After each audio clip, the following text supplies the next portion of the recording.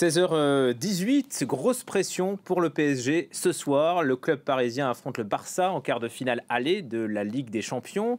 Les Parisiens annoncent un groupe quasi complet. Cédric Ferreira, bonjour. Bonjour. Énorme enjeu à venir entre ces deux équipes devenues rivales par la force des choses. Eh oui, c'est une affiche évidemment qui a une saveur particulière depuis cette remontada de 2017, même si entre-temps, il ne faut pas oublier que le PSG avait déjà pris sa revanche en 2021 sans public en pleine pandémie de Covid-19. Le PSG et le Barça, ce sont deux équipes qui n'avaient plus retrouvé les quarts de finale de la Ligue des Champions depuis quelques années déjà tout de même.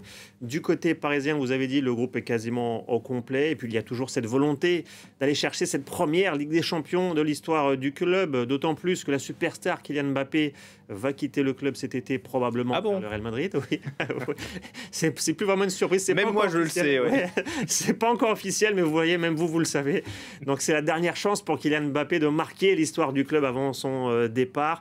Sur le papier, c'est vrai que le PSG semble quand même favori face à une équipe du Barça encore assez jeune, mais qui a dans ses rangs la nouvelle pépite du foot mondial, Lamine Yamal, 16 ans, est déjà indiscutable dans cette équipe.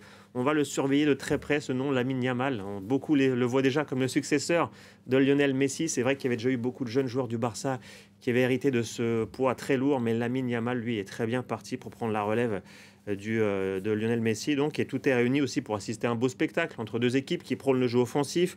La confiance, en tout cas, est dans les rangs du PSG, qui est tranquillement en tête de la Ligue 1 et qui, surtout, reste sur une série de 27 matchs sans défaite. Et pourtant, malgré tout ça, ça ne suffit pas pour être totalement confiant du côté de l'entraîneur du PSG, Luis Enrique, qui a déclaré se méfier du Barça avant le match. Je vous propose de l'écouter. Personne ne peut penser que c'est un Barça faible. C'est un Barça avec une bonne dynamique offensive en ce moment, avec des joueurs de qualité top, sans aucun doute,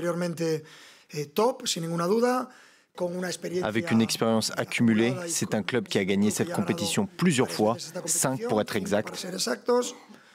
C'est un match très difficile pour nous, compliqué, mais aussi très stimulant. Un match spécial, on le précise, pour Luis Enrique, qui était l'entraîneur du Barça au moment de cette fameuse remontada en 2017. Match à 21h au Stade des Princes, dans le 16e arrondissement de Paris. Placé... Non, c'est pas ça. Si, oui, c'est vous me ça. regardez bizarrement.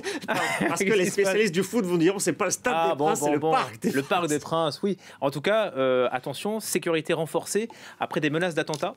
Tout à fait. Ce PSG-Barcelone, en dépit de la rivalité des deux équipes, s'annonçait sans encombre pour les autorités jusqu'à ces menaces du groupe État islamique ces dernières heures sur les réseaux sociaux.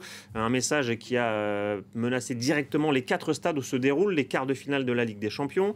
Aucun incident a été noté hier à Madrid pour le match Real-Manchester City et aucun incident non plus à Londres pour le match Arsenal-Bayern de Munich. Mais évidemment, les autorités restent mobilisées donc ce mercredi, toujours à Madrid pour le match Atlético Dortmund et donc à Paris pour PSG-Barcelone.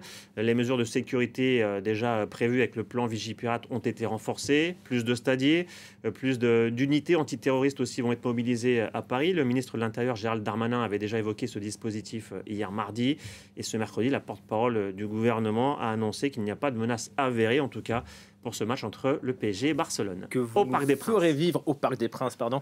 Donc, coup d'envoi à 21h, on aura le résultat. J'y serai tout à l'heure. Ah, vous serez tout à l'heure. Voilà. Pronostic peut-être ? Victoire du PSG. Victoire du PSG. Allez, à demain Cédric, merci.